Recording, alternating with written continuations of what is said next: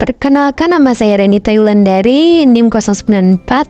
Saya akan menjelaskan tentang suspensi. Artian suspensi, sediaan yang mengandung bahan obat padat dalam bentuk halus dan tidak larut, terdispersi dalam cairan pembawa. Definisi suspensi adalah sediaan farmasi bentuk cairan yang merupakan sistem dua fase, yaitu bagian cairan yang merupakan bahan mendukung atau pembawa dan zat padat yang tidak larut tetapi berbentuk halus atau partikel kecil terdispersi dalam cairan pembawanya. Artian suspensi, sediaan yang mengandung bahan obat padat dalam bentuk halus dan tidak larut, terdispersi dalam cairan pembawa. Definisi suspensi adalah sediaan farmasi bentuk cairan yang merupakan sistem dua fase, yaitu bagian cairan yang merupakan penyimpanan dan penandaan dalam wadah tertutup baik di tempat sejuk dapat pada tiket harus tertera gacor terlebih dahulu. Penyimpanan dan penandaan dalam wadah tertutup baik di tempat sejuk dapat pada tiket harus tertera gacor terlebih dahulu.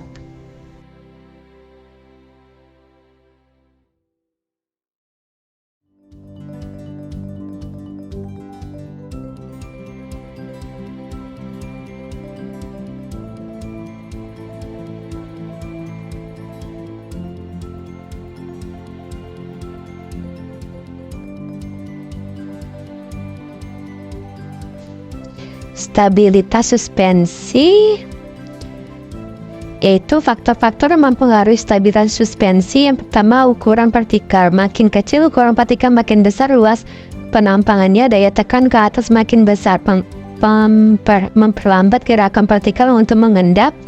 Makin besar ukuran partikel, makin kecil ruas penampang. Daya tekan ke atas makin kecil, mempercepat gerakan partikel untuk mengendap. Jadi untuk memperlambat laju pengendapan dapat dilakukan dengan memperkecil ukuran partikel dengan menggunakan mesin homogen dan motir. Stabilitas suspensi, yaitu faktor-faktor yang mempengaruhi stabilitas suspensi. Yang pertama, ukuran partikel. Makin kecil ukuran partikel, makin besar ruas penampangannya. Daya tekan ke atas makin besar, memperlambat gerakan partikel untuk mengendap. Makin besar ukuran partikel, makin kecil ruas penampang. Daya tekan ke atas makin kecil jumlah partikel konsentrasi. Jika di dalam suatu ruang terdapat partikel dalam jumlah besar, maka partikel akan sulit melakukan gerakan bebas karena sering terjadi benturan antara partikel tersebut. Benturan ini akan mengakibatkan terbentuknya endapan zat tersebut. Oleh karena itu, semakin besar konsentrasi partikel, semakin besar kemungkinan terjadi endapan partikel dalam waktu cepat. Sifat atau muatan partikel suatu suspensi kemungkinan besar terdiri dari campuran bahan yang sifatnya tidak terlalu lama. Maka ada kemungkinan terjadi interaksi antara bahan yang menghasilkan bahan yang sukar larut dalam cairan tersebut. Sifat yang muatan partikel merupakan bawaan alam yang tidak dapat diubah, sehingga yang dapat kita lakukan adalah dengan menyesuaikan ukuran partikel dan mengubah viskositas sediaannya. Jenis sediaan suspensi, yang pertama suspensi oral, suspensi topikal, suspensi tata telinga, suspensi ophthalmic, suspensi injeksi. Yang pertama suspensi oral. Suspensi oral adalah sediaan cair yang mengandung partikel padat yang terdispersi dalam pembawa cair dengan bahan pengaroma yang sesuai dan ditunjukkan untuk penggunaan oral. Selanjutnya, sediaan suspensi topikal. Sediaan suspensi topikal adalah sediaan cair yang mengandung partikel padat dan terdispersi dalam pembawa cair yang ditunjukkan untuk menggunakan kulit. Beberapa suspensi yang diberi etiket sebagai lotion dalam tutup kurung termasuk dalam kategori ini.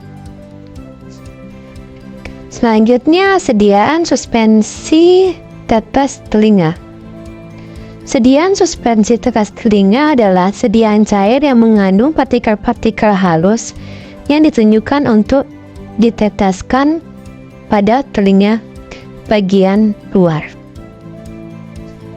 Selanjutnya ada sediaan suspensi ophthalmik.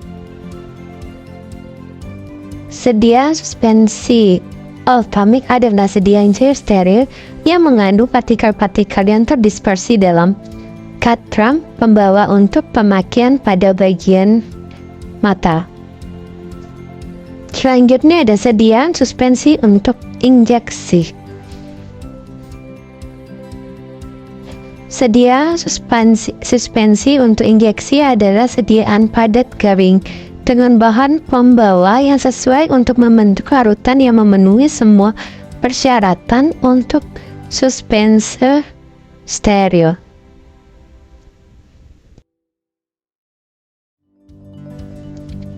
Ada bahan-bahan pengawet. Ini juga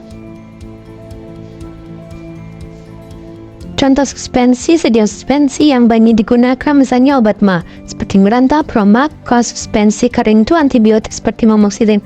Nah, jadi bisa disimpulkan bahwa suspensi itu partikel padat yang terdispersi.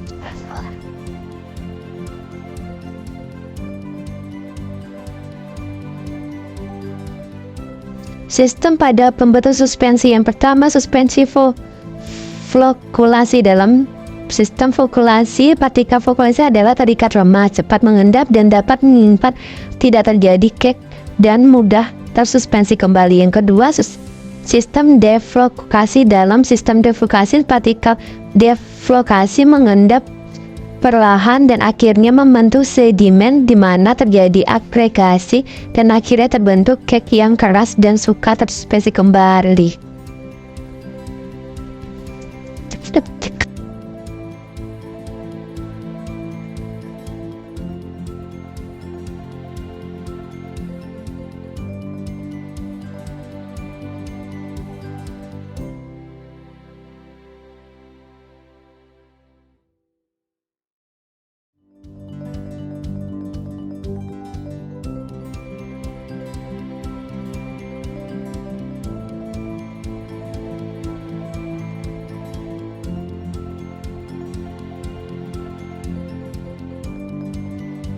Selanjutnya ada kelebihan suspensi. Keuntungan sediaan bentuk suspensi antara lain baik digunakan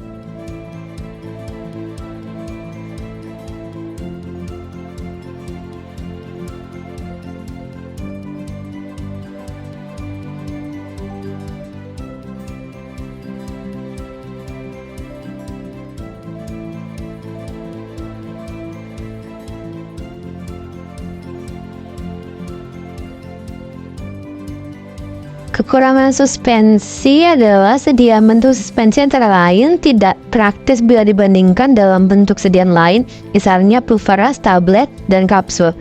Yang kedua, jika membentuk caking akan sulit terdispersi kembali hingga homogenitasnya akan turun.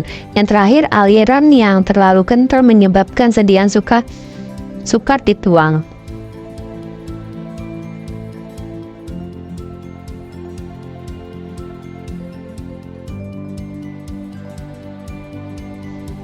Contoh resep suspensi adalah bisa dilihat sebagai berikut. Ada contoh resep. Nah, jadi kelengkapan resep itu bisa dilihat dari nama dokternya, sifat dokter ada atau tidak, nomor telepon dokter, paraf dokter, nama pasien, umur pasien, alamat pasien.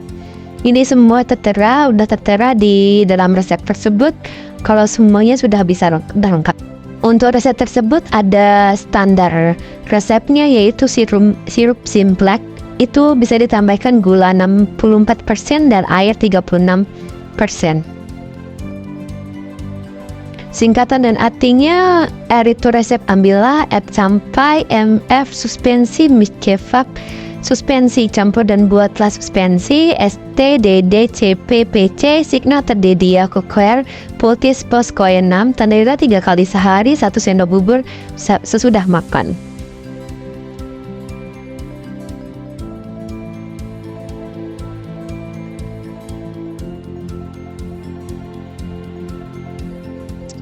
Pemberian obat. Yang pertama, kalsium karbonat, bentuk serbuknya halus, baunya tidak berbau.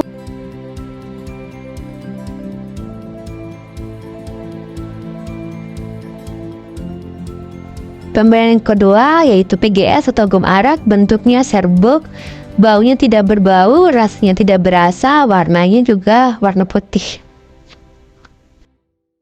Yang ketiga, sirup simplex atau air gula, bentuknya cair jernih, bau tidak berbau, rasa manis, warna tidak berwarna. Yang keempat ada aquades atau aqua destilasa, bentuknya cairan jernih, tidak berbau, rasanya juga tidak berasa, warnanya juga tidak ada warnanya. Kelarutan dari kalsium karbonat praktis tidak larut dalam air, sangat sukar dalam air jernih yang mengandung karbon dioksida.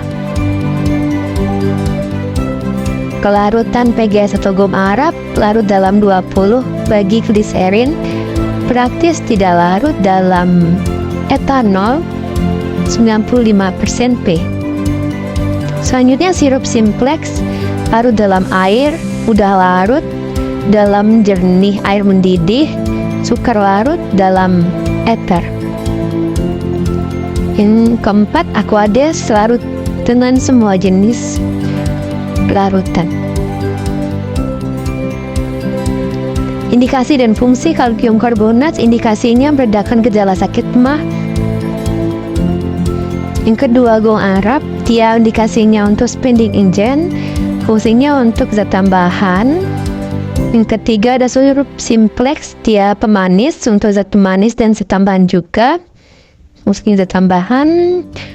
Aquades dia untuk pelarut, dia fungsinya untuk zat tambahan juga.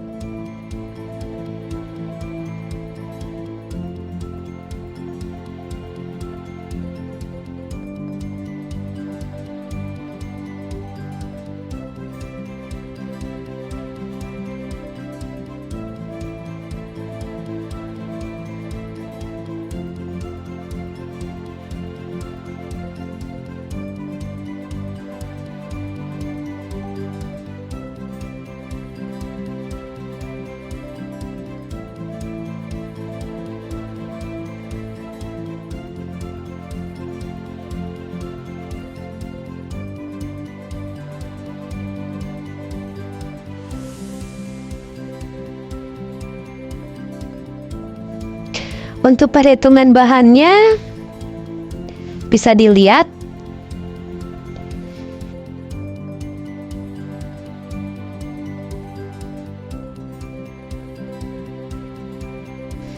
untuk cara kerjanya.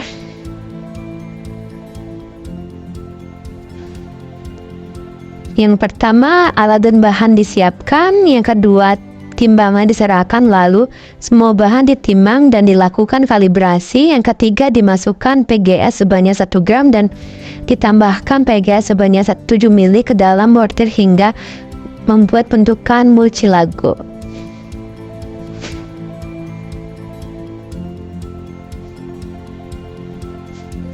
Yang keempat, masukkan Cockrab sedikit demi sedikit ke dalam mortir lalu gerus hingga homogen. Yang kelima, sirup simplex dimasukkan sedikit demi sedikit ke dalam mortir lalu digerus hingga homogen.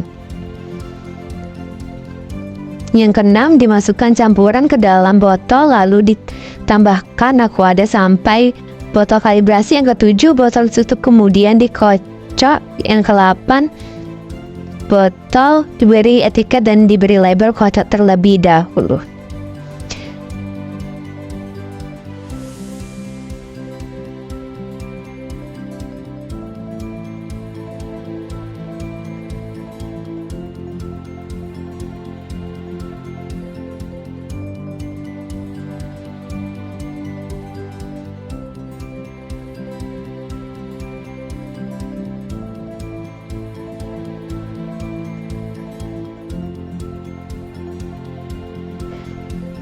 Selanjutnya diberi etiket warna putih, diberi label kocok dahulu.